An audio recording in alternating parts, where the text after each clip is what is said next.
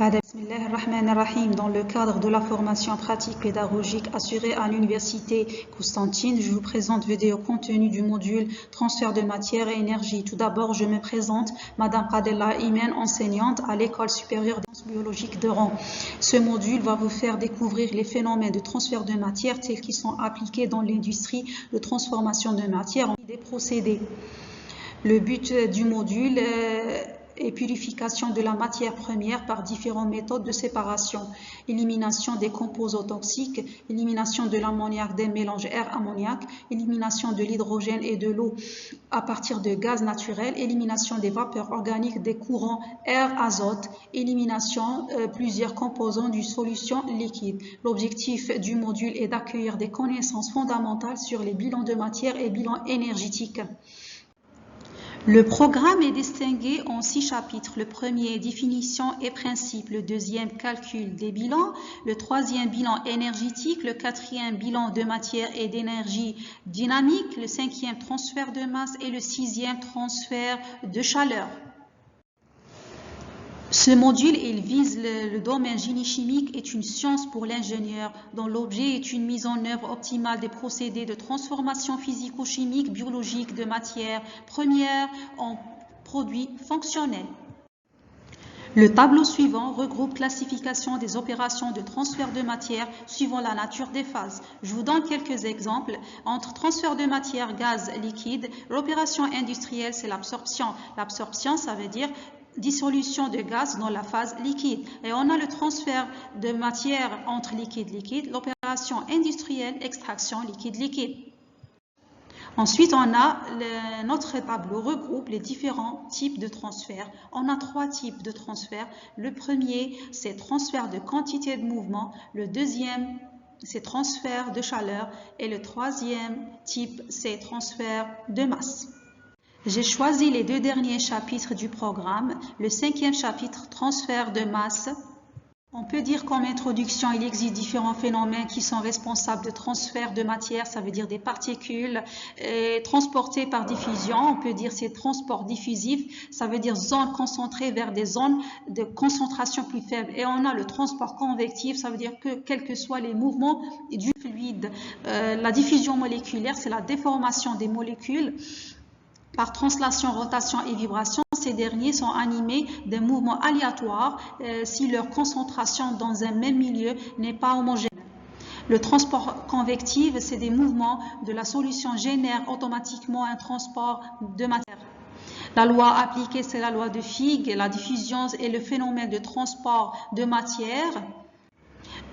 Le GA étoile, c'est la diffusion de flux de diffusion à kg/mol par surface de temps. DAB, c'est le coefficient de diffusion. Le dCA sur dZ, c'est le gradient de concentration de A suivant la direction Z.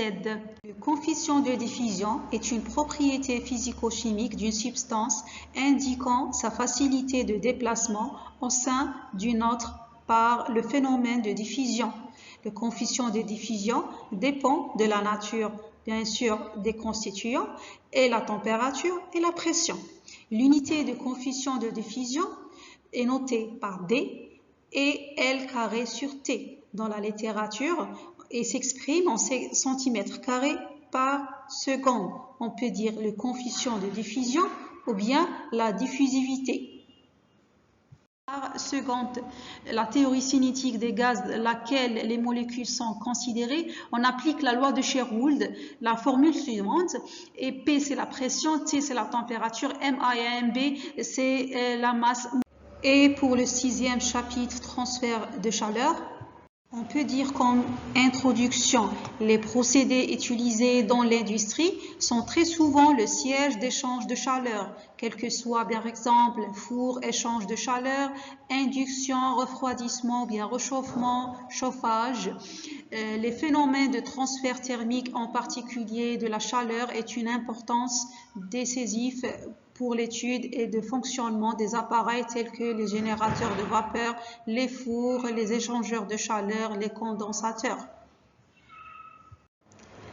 Définition du phénomène de transfert de chaleur.